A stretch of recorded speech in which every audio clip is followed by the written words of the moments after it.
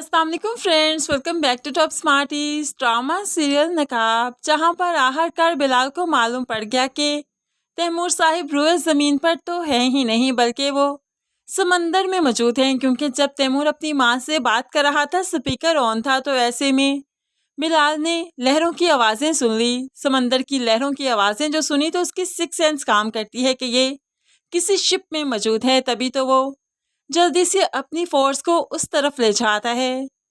अब यहाँ पर तैमूर, जो कि काफ़ी तंग कर रहा था ईमान को, उसे हरास करने की कोशिश कर रहा है, उसके करीब आने की कोशिश कर रहा है। ईमान काफ़ी डर चुकी है, सहम चुकी है, अपनी इज्जत बचा रही है, लेकिन तैमूर उसे प्रेशराइज कर रहा है। कॉल करो अपने शोहर को, उसे कहो तुम्हें तलाक दे ताकि मैं तुमसे शादी करूं।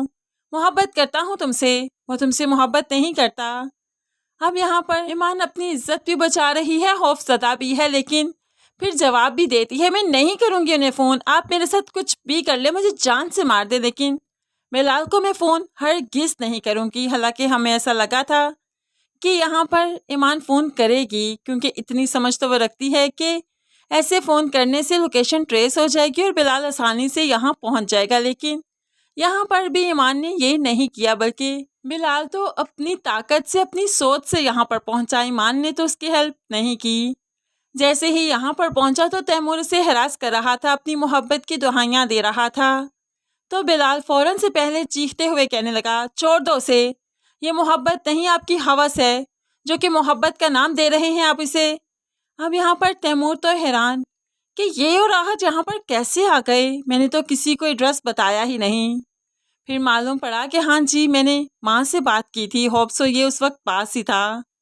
अब तो यहाँ पर तैमूर कहने लगा, दूर ही खड़े रहो, पास आने की ज़रूरत नहीं, नहीं तो बहुत नुकसान उठाओगे। तुम तो ईमान को डिज़र्व करते ही नहीं, तुम्हारी औकात ही क्या है, तुम इसे छोड़ क्यों नहीं देते। तो यहाँ पर बिलाल कहने लगा, अच्छा बस यही सब कुछ के कुछ और भी कहना बाकी है। तो अब तैमूर ईमान को मुखातिब करते हुए कहने लगा, ये मोहब्बत नहीं करता तुमसे, सिर्फ मोहब्बत का नकाब चढ़ाया है इन दोनों ने तुम्हारे लिए। मोहब्बत तो मैं करता हूँ, जो तुम्हारे लिए हर हद पार कर सकता है। ईमान कहने लगी, आप चुप कीजिए, मेरी हिफाजत करने के लिए मेरा शौहर मौजूद है, वो मेरी हिफाजत करेगा, मुझे मोहब्बत भी करता है, मुझ पर एतबार भी करता है।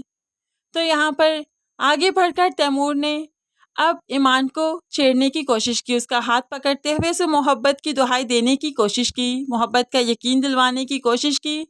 तो अब जो बिलाल के सामने उसने ईमान का हाथ पकड़ा, तो बिलाल की गैरत ने यह गवारा नहीं किया, इसलिए तो आगे बढ़ते हुए एक जोरदार थप्पड़ तैमूर के मुंह पर दे मारा, जिसके बाद तैमूर शेर की तरह गुड़गुड़ाने लगा।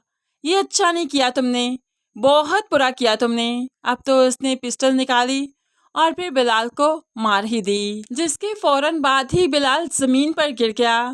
अब तो ईमान एकदम से साकित हो गई और फिर जोर जोर से बिलाल के पास आकर चीखने लगी, चिल्लाने लगी, लेकिन बिलाल यहाँ पर अकेला तो नहीं आया, जाहिर सी बात है, डीसी है, अपनी फोर्स के साथ आया है। अब सारी पुलिस आएगी यहाँ पर और डीसी पर हमला करने की बिना पर तैमूर को फ़ौरन ही अरेस्ट कर लिया जाएगा और उसके बाद बिलाल को हॉस्पिटल भी पहुंचाया जाएगा, जिससे बिलाल की जान बच जाएगी। लेकिन यहाँ पर आहत जो वो पॉजिटिव रोल निभा रहा है, वो चाहता है कि ईमान को अब के बाद इसकी खुशियाँ मिल जाएं, इसलिए वो ईमान और बिलाल के साथ है। लास्ट एपिसोड में जो कि हैप्पी एंडिंग होगी, उसमें ना सिर्फ बिलाल और ईमान एक होंगे, बल्कि आहत और रिदा भी एक हो जाएंगे। इस तरह से दोनों की जिंदगियां आगे बढ़ेंगी। आहत, जिसे सच मालूम ही नहीं था, जब सच मालूम पड़ा तो उसने बड़ी ही ईमानदारी से ईमान का साथ ही दिया, उसकी खुशी में खुश हुआ।